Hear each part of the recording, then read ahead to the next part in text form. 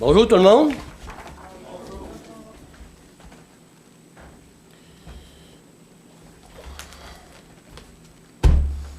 Ah oui, j'apporte toutes mes choses. Pas passer tout droit parce que la trappe va s'ouvrir si je trouve longtemps.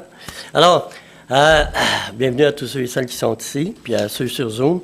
Ce que je voulais apporter ce matin, finalement, j'ai invité quelqu'un qui, un juif messianique, pour nous partager de ce qui se passe en Israël. Et puis, j'ai pas eu de réponse, mais peut-être qu'il va venir, mais il est très, très, très occupé. Je le comprends très bien, puis avec l'Assemblée messianique, qui est responsable. Et puis, je pense qu'il rencontre des médias et tout. Il est très, très, très occupé. Alors, vous allez vous contenter de moi ce matin. Que voulez-vous? C'est ça. Mais, ce matin, je voudrais quand même parler un petit peu de qu'est-ce qui se passe. La guerre entre Israël et le Hamas. Alors, le présent conflit est-il un signe que le Seigneur Jésus est sur le point de mettre les pieds sur la terre? On sait qu'il doit revenir mettre les pieds sur le mont des Oliviers. Bien, beaucoup de gens qui ont un peu de connaissances bibliques et se référant aussi à leur profession de foi, la profession de foi de leur dénomination, le croient. Mais que disent les Écritures là-dessus?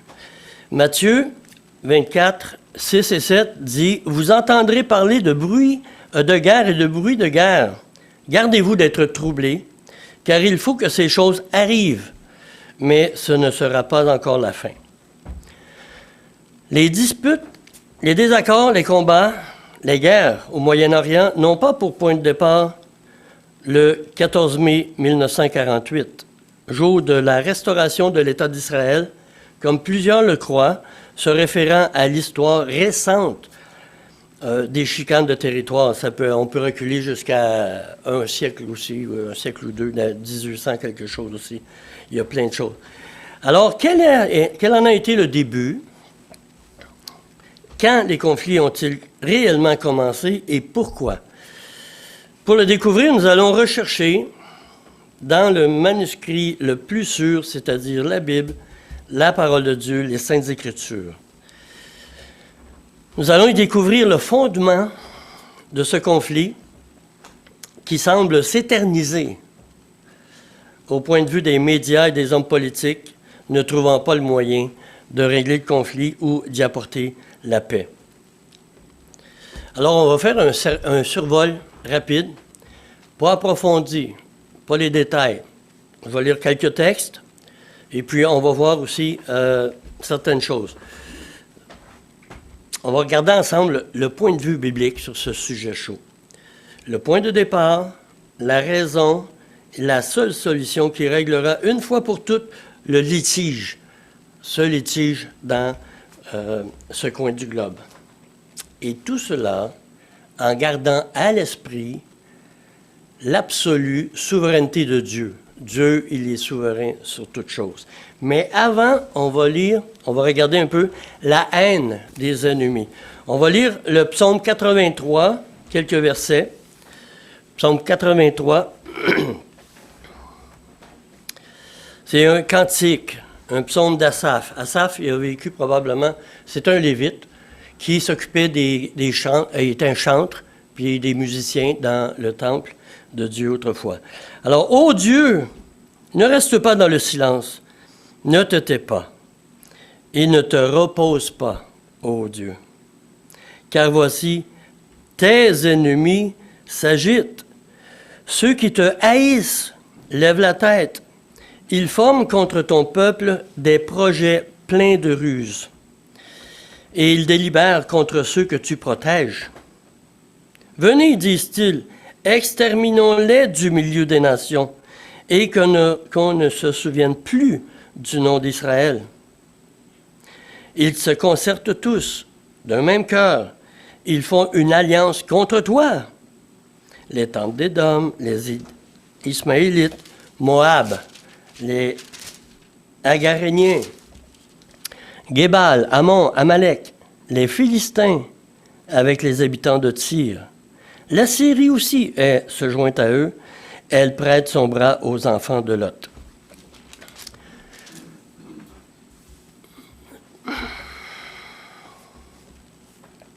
Alors, le cantique d'Asaph, qui se fait le porte-parole ou le porte-voix, l'intercesseur du peuple d'Israël, il sait très bien, mais c'est pas ce qui se passe exactement présentement, on va le voir tantôt, là. Mais il y a quelques peuples qui sont autour. Donc, les Philistins, c'est les ancêtres de Damas, les Gazaouis. C'est les ancêtres. Alors, eux sont un petit peu là-dedans. Il y en a d'autres aussi. Ça, c'est 10 nations ou pays qui entourent Israël. Un jour, ils vont l'attaquer. Ils vont être contre, on va le voir un petit peu tantôt. Alors, c'est au verset 1, 1 et 2, Asaph s'adresse à Dieu. Verset 3, il dit, « Voici tes ennemis, les ennemis de Dieu. » Comment tu peux être ennemi de Dieu?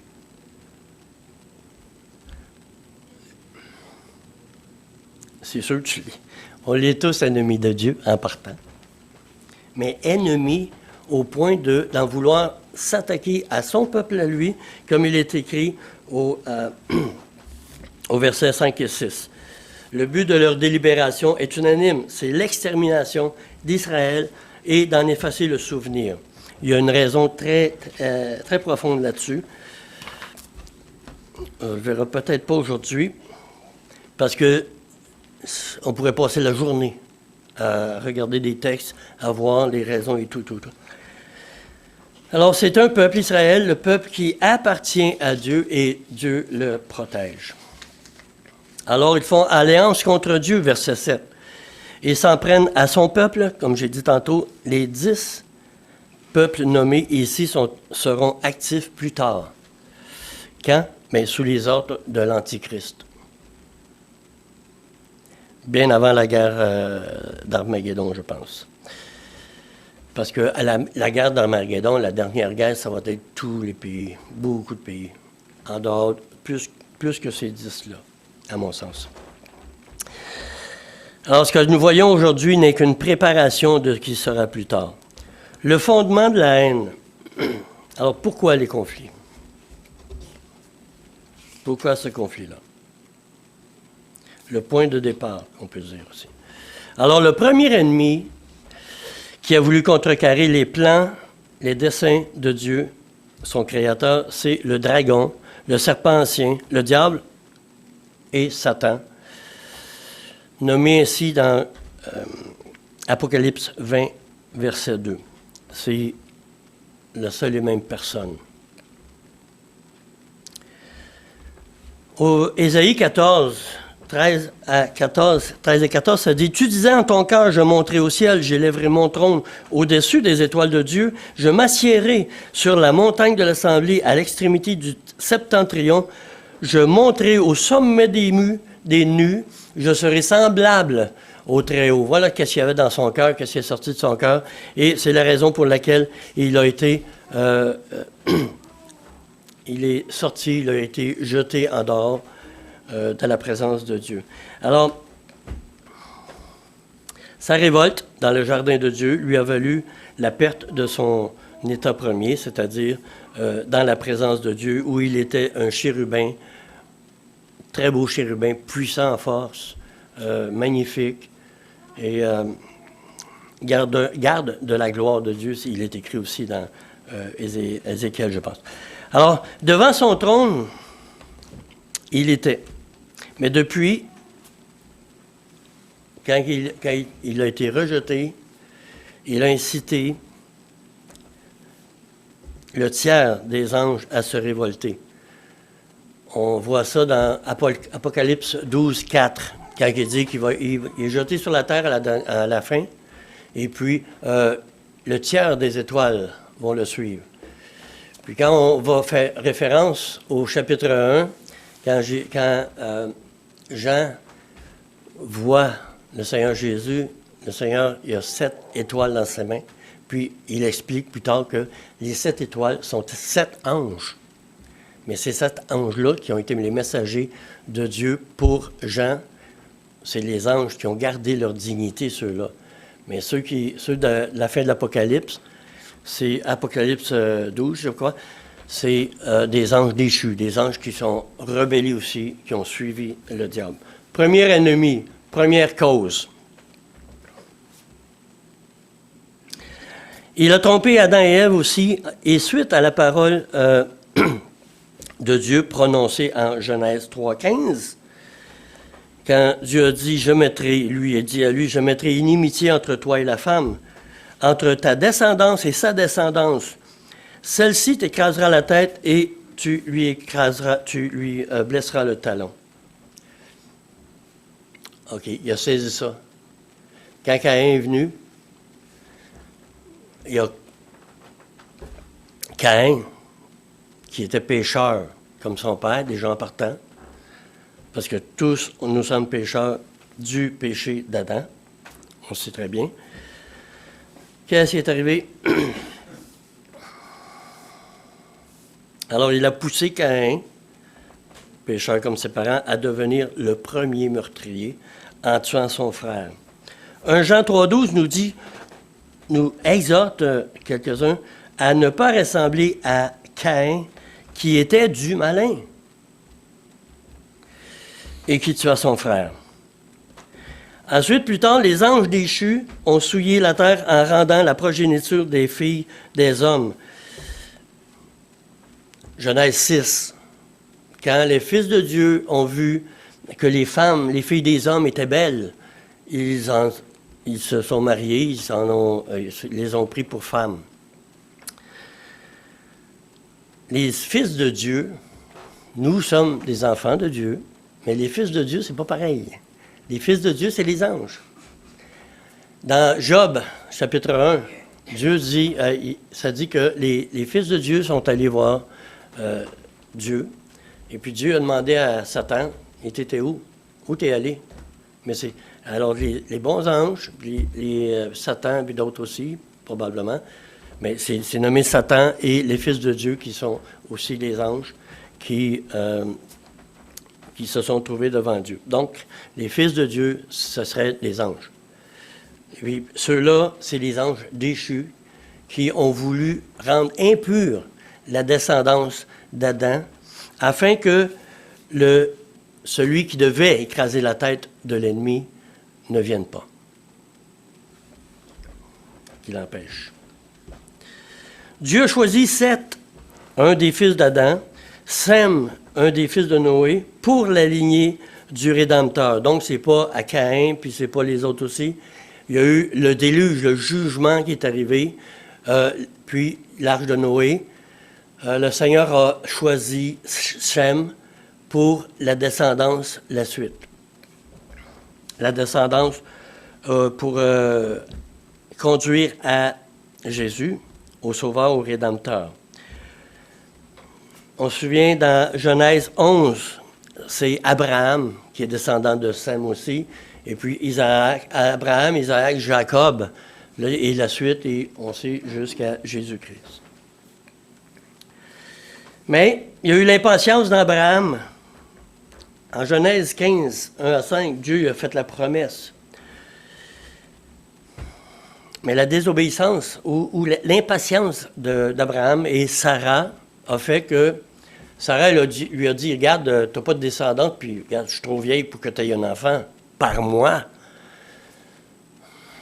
Va voir Agar, ma servante.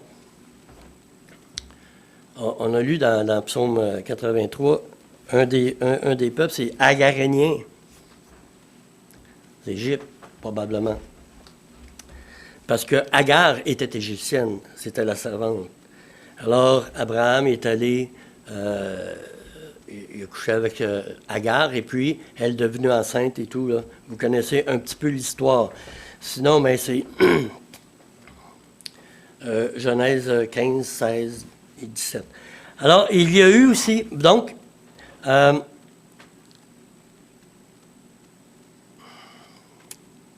Ismaël est né avant Isaac. Isaac, c'est vraiment le fils de la promesse. Ismaël, c'est le fils de la femme esclave. Même s'il était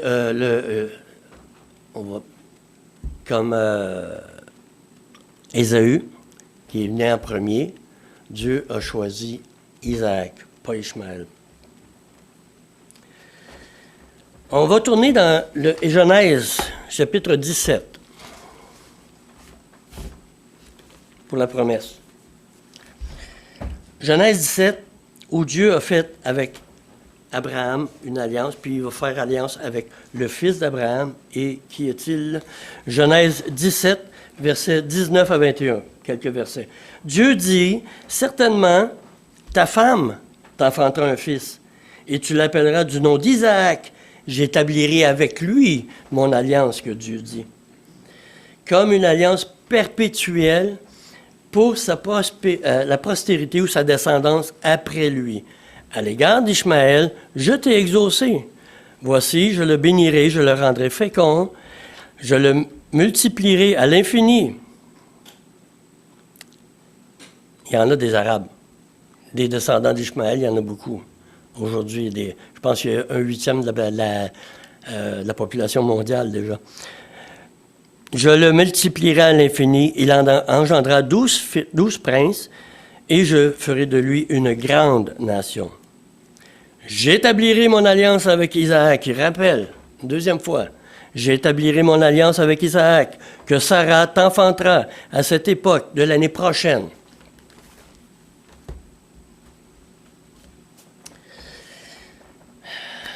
Tout ça, ça fait qu'il y a conflit. Parce que les descendants d'Ishmaël veulent le pays, veulent détruire Israël avec la complicité de Satan, le diable, qui est contre Dieu. Alors ils deviennent les ennemis de Dieu dans ce sens-là et ils veulent détruire son peuple. Mais l'histoire ne s'arrête pas là. Car bien que Jacob, fils d'Isaac, deviendra plus tard Israël, son nom a été changé à la rencontre de l'Éternel Dieu quand il s'est battu avec. Il est devenu héritier d'Abraham, du pays promis par Dieu. Il aura un autre ennemi à cause de sa désobéissance et de la désobéissance à lui, de ses descendants, les descendants d'Israël, qui vont être désobéissants et ils vont en subir les conséquences. Deuxième point, la raison des tourments d'Israël. Là, il y a Satan qui est l'ennemi, il y a les nations qui sont autour, les descendants d'Ishmaël, il y a les Édomites qu'on retrouve aussi dans 83. Les Édomites, c'est les descendants d'Ésaü. Alors Ésaü, il n'était pas content quand son frère a pris son droit d'aînesse. Alors le tourment d'Israël, la raison, désobéissance d'Israël. Dieu donna la loi au peuple d'Israël et il mit devant le peuple le choix de faire, un choix à faire, obéir ou désobéir. Dans Lévitique 26, on ne le lira pas tout de suite, Lévitique 26, au Sinaï, Dieu a donné, premièrement, la première fois, la loi au mont Sinaï.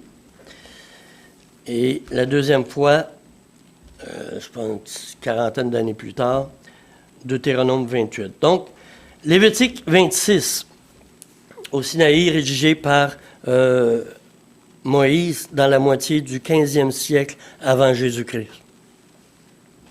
Donc, ça fait 3500 ans autour de ça, ou 3450 ans de tout ça. Bon, il dit, finalement, il dit, « Je suis l'Éternel, si vous obéissez, la bénédiction sera sur vous. Si vous désobéissez, ce sera la malédiction. » Je ne lirai pas tout le texte au complet, j'avais déjà lu une fois, puis je ne vais pas prendre trop de temps non plus là-dessus. Alors, la conséquence, il y a eu des conséquences là-dessus. Je viens de terminer les prophètes, Ézéchiel, Jérémie, Ésaïe, dans la lecture. Et puis, là, j'ai relu Lévitique 26. Et puis, toutes les malédictions, puis vous allez... la malédiction va venir 7 fois plus et 7 fois plus tout le temps. Mais on les retrouve dans l'histoire d'Israël, tout ce que Dieu a dit là-dessus. Maintenant, il y a d'autres textes. J'ai référence avec... c'est M. David L. Cooper, je pense. C'est un juif messianique, probablement. Et puis, lui, il a fait un schéma. Je ne l'ai pas apporté le schéma. Mais les conséquences, c'est comme... La première, c'est une des conséquences. Il y a plein de conséquences. La maladie, vous allez manger vos fils et tout ça, plein de choses. C'est arrivé.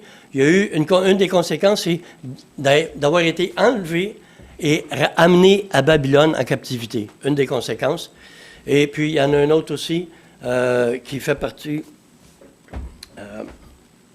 ça, on retrouve dans cette prophétie-là, cette parole-là, dans Lévitique 26, 27 à 34, je ne vous lirai pas. Il dit, « Je vous disperserai parmi les nations. » Babylone, la confirmation, en Jérémie 39. Le roi Sédécias fut amené, le dernier roi, avec une partie du peuple à Babylone par Nebuchadnezzar. Et plus tard, il y a eu une autre dispersion, c'est à l'an 70, où Jérusalem a été mis, et le temple a été détruit par Titus. Lévitique 26 encore, 34 à 39, ça parle de la dispensation, que pendant la dispensation de l'Église, il a souffert dans les pays dans lesquels il a été dispersé. Donc, pendant ce moment ici, pendant le temps de l'Église, pendant le temps de la grâce, le peuple Israël est encore dispersé un peu partout dans tous les pays.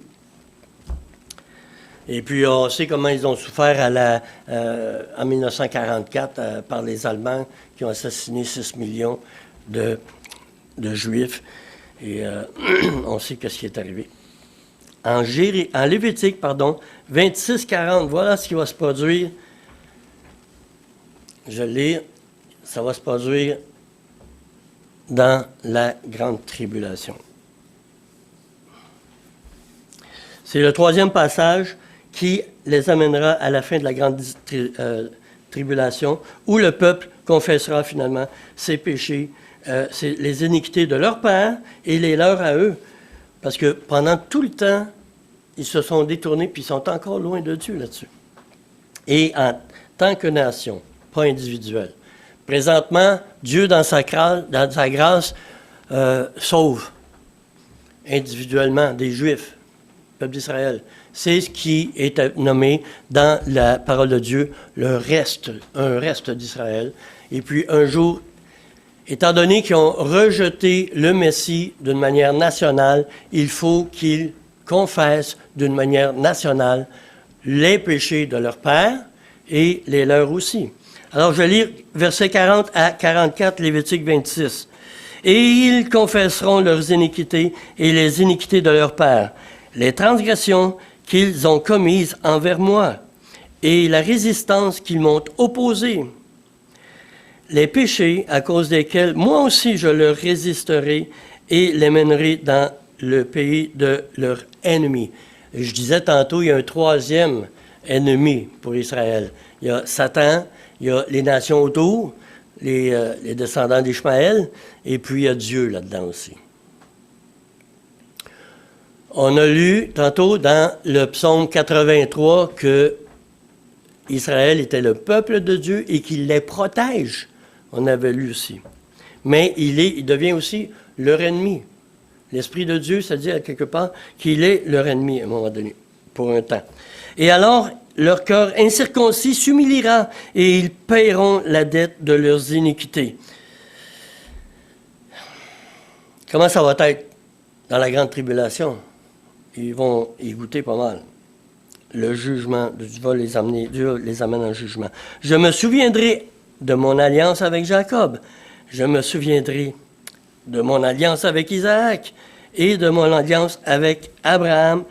Je me souviendrai et je me souviendrai du pays qu'il est dit. Alors, présentement, c'est pas rendu là.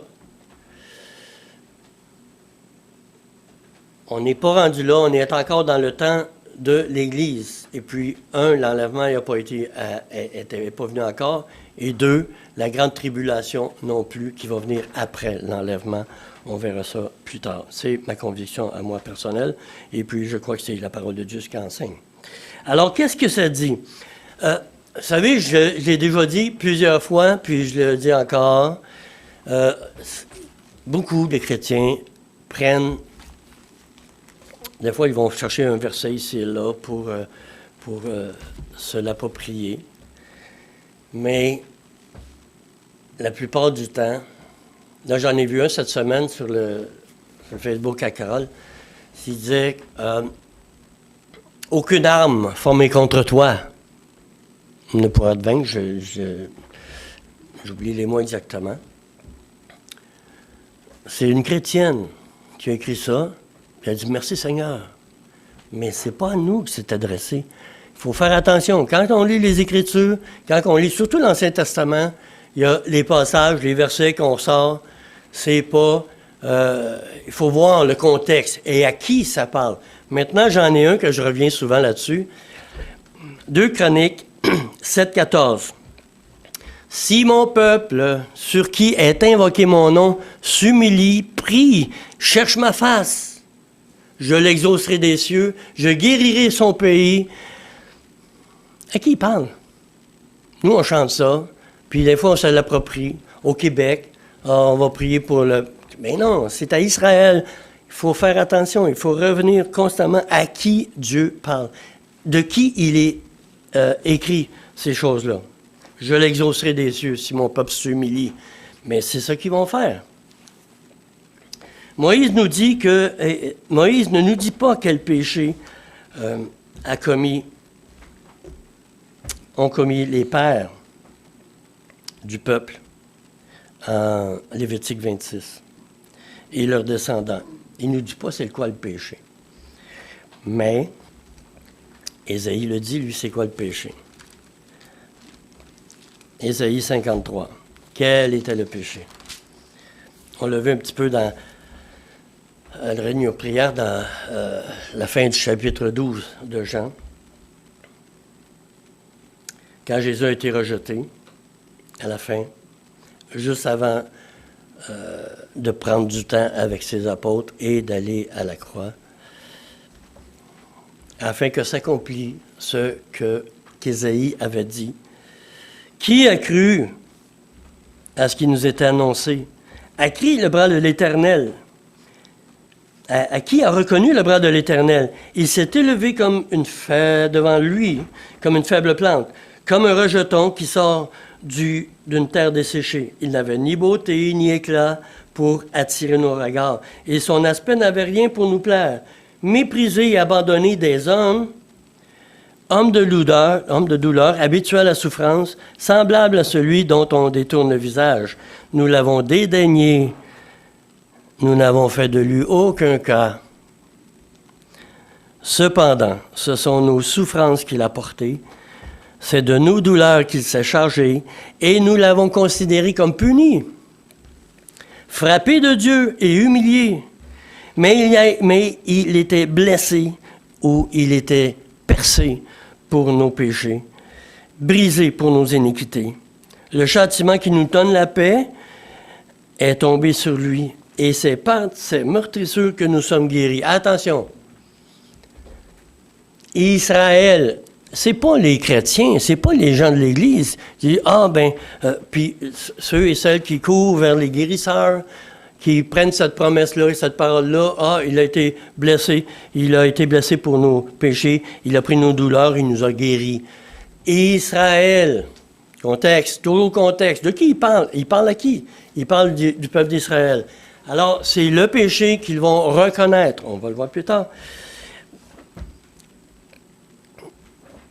Alors, la période depuis la déportation à Babylone jusqu'à la fin de la Grande Tribulation, qui est aussi appelée la grande tribulation, le temps d'angoisse de Jacob ou le jour de l'Éternel, en Jérémie 37. Le temps depuis Babylone, la déportation à Babylone, jusqu'à ce temps-là, c'est le temps des nations. On pourrait le voir à un moment donné, même Fernand en a déjà parlé dans Daniel. Daniel en parle de ça. Alors, quelle est la condition pour une paix définitive et réelle? Troisième point. Lisons Zacharie, chapitre 12.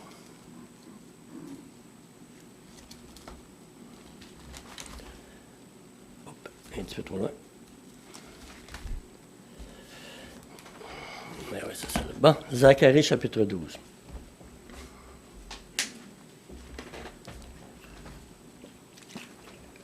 De 10 à 14. Qu'est-ce que ça dit? Alors,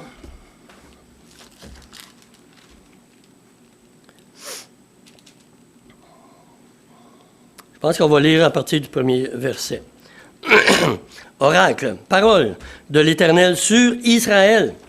Ainsi parle l'Éternel qui a étendu les cieux et fondé la terre, et qui a formé l'esprit de l'homme au-dedans de lui. Voici, je ferai de Jérusalem une coupe d'étourdissement. Ça, là, c'est à la grande tribulation. C'est pas présentement. Je ferai de Jérusalem une coupe d'étourdissement pour tous les peuples d'alentour, les 10 nations, qu'on a vu dans Psaume 83. Et aussi pour Juda, dans le siège de Jérusalem. En ce jour-là, je ferai de Jérusalem une pierre pesante pour tous les peuples. Tous ceux qui la soulèvent seront meurtris. Et toutes les nations de la terre s'assembleront contre elle. C'est pas le temps aujourd'hui. Là, aujourd'hui, c'est le Hamas et quelques autres qui se sont associés à eux. Quand il dit qu'il va faire une pierre pesante et pour tous les peuples, et ceux qui vont la soulever, ils vont être meurtris.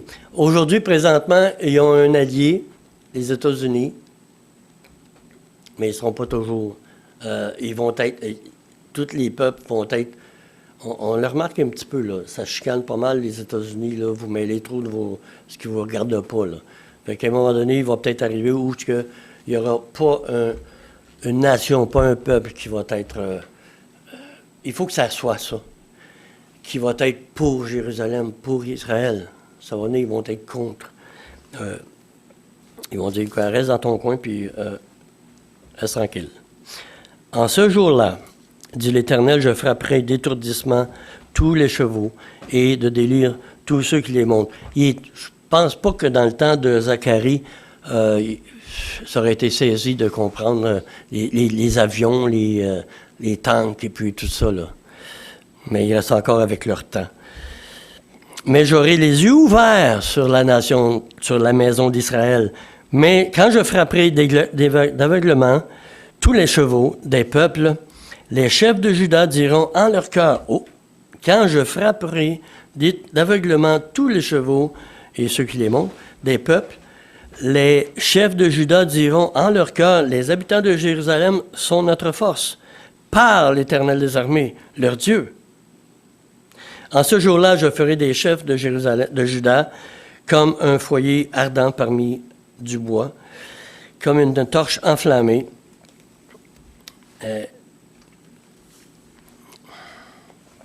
Parmi les gerbes. Ils dévoreront à droite et à gauche tous les peuples d'alentour, et Jérusalem restera à sa place, à Jérusalem.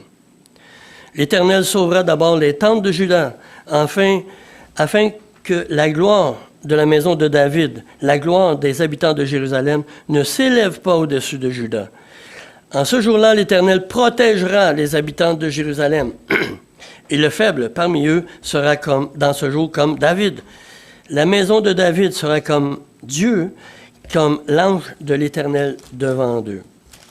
En ce jour-là, je m'efforcerai de détruire les nations, Dieu, qui viendront contre Jérusalem, son pays. sa ville. Alors je répandrai sur la maison de David et sur les habitants de Jérusalem un esprit de grâce et de supplication. Je t'émotive un peu là. Ils tourneront les regards vers moi, celui qu'ils ont percé. Qui parle? C'est l'Éternel qui parle. Il parle de ce qu'il va faire au peuple. Il va répandre sur la maison de David et sur Jérusalem un esprit de grâce et de supplication. Et ils tourneront les regards vers moi, celui qu'ils ont percé. Ils pleureront sur lui comme on pleure sur un enfant unique, un fils unique. Ils pleureront amèrement sur lui comme on pleure sur un premier-né. En ce jour-là, le deuil sera grand à Jérusalem, comme le deuil d'Adel-Grimon dans la vallée de Megiddo. Le pays sera dans le deuil, chaque famille séparément. La famille de la maison de David, séparément, et les femmes à part. La famille de la maison de Nathan, séparément, et les femmes à part. La famille de la maison de Lévi, séparément, et les femmes à part. La famille de Chiméi, séparément, et les femmes à part. Toutes les familles, chaque famille, séparément, et les femmes à part. C'est ce que Dieu va faire. Il y a un autre texte dans Ézéchiel, chapitre 36, que je vais lire, 24 à 33. Je vous retirerai des nations, je vous rassemblerai de tous les pays, je vous ramènerai dans votre pays, je répandrai sur vous une eau pure. Maintenant, une seconde. Là, il y a présentement, depuis 1948 à la formation ou à la restauration de l'État d'Israël, il y a eu un retour des Juifs vers Israël. Mais il restait beaucoup encore. Un peu partout dans le monde, il y a des millions partout encore. Il y a un premier retour. Il y a deux retours. Le premier retour, ça s'est produit à partir de 1948.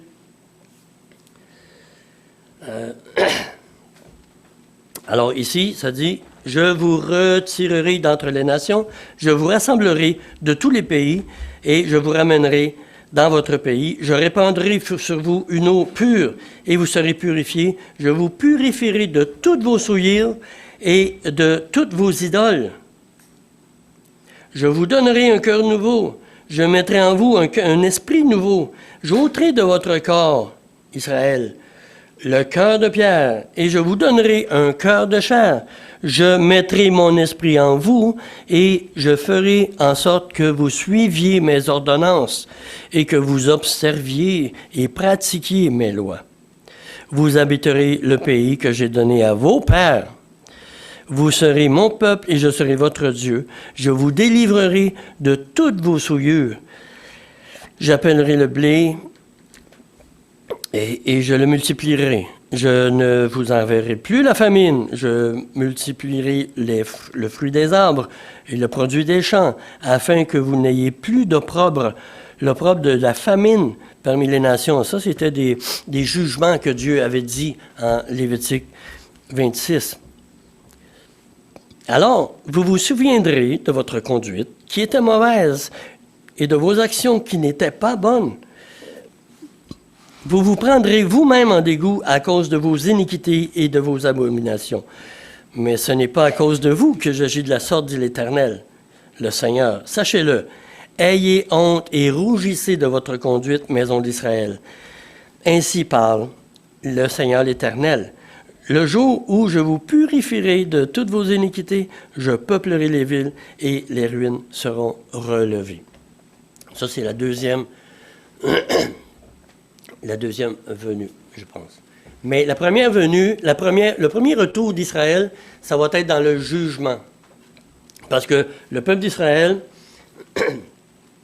présentement, est dans l'incrédulité. Ne croit pas. Il est non-croyant. Alors, il va venir il va être jugé. C'est la grande tribulation qui vient sur le monde et qui vient aussi sur le peuple d'Israël pour le jugement. Ensuite, on va voir le rétablissement au millénium, quand Jésus revient directement sur la planète. Maintenant, Jésus ne vient pas tout de suite sur la planète. Il va venir sur les nuées du ciel. Et qui attend son retour? Qui attend l'enlèvement? Y a-t-il un enlèvement? À voir les sièges, peut-être qu'il y a déjà eu, non?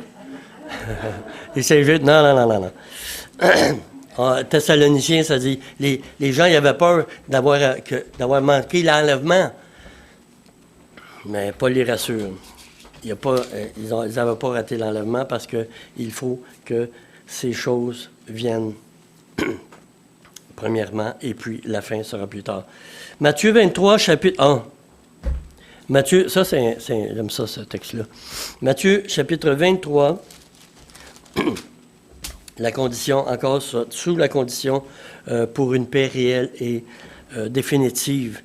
Chapitre 23, versets 37 à 39. Lisons ça ensemble, là. Jérusalem, toi, le Seigneur, là, il est sur le point d'aller à la croix. Il a été rejeté. Et puis, après ça, il va prendre un temps, il va sur le mont des Oliviers, qui va parler à ses disciples aussi. Alors, Jérusalem, Jérusalem, qui tue les prophètes et qui lapide ceux qui te sont envoyés. Ça a été toujours ça, constamment, depuis très longtemps. Dieu a suscité des prophètes. Repentez-vous, revenez à l'Éternel. Tu sais, Marc au début, là, quand Jésus il vient, verset 15 du premier chapitre, il dit repentez-vous et croyez à la bonne nouvelle. Le royaume est proche ou est à votre portée. Mais ça prend la repentance. Mais ça ne va pas être là. Ça va être plus tard. Parce qu'ils vont rejeter celui qui va vouloir les racheter. Ils vont rejeter l'Éternel. Ils vont le percer par les mains des Romains. Combien de fois ai-je voulu te rassembler tes enfants comme une poule rassemble ses poussins sous ses ailes, mais vous ne l'avez pas voulu. Voici votre maison, le temple, votre maison, Juda, Jérusalem et tout ça, vous sera laissée déserte.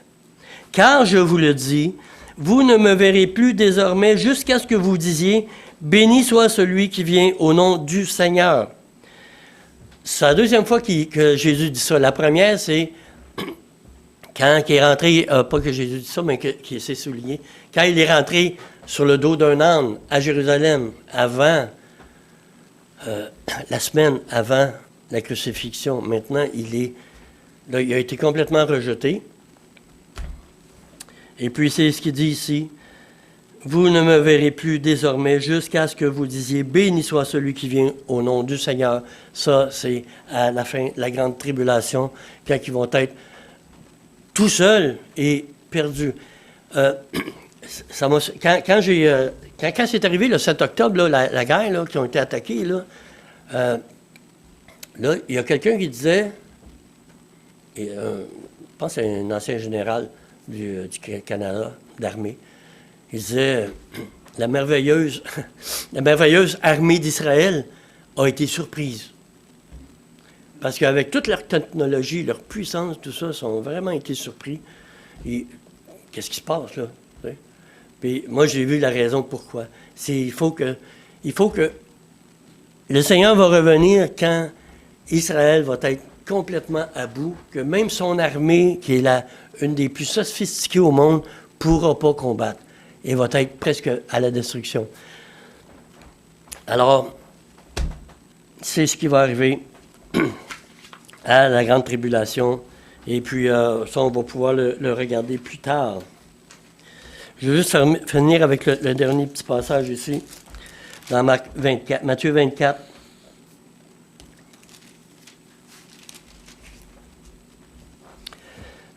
Oui. Quand je disais au début que, versets 6 et 7, Ça dit, vous entendrez parler de guerre et de bruit de guerre. Gardez-vous d'être troublés, car il faut que ces choses arrivent.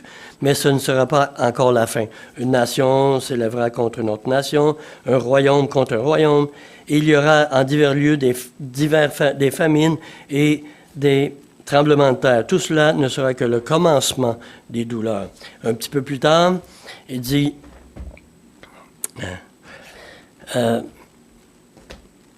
aussitôt après ces jours-là, je ne lirai pas au complet.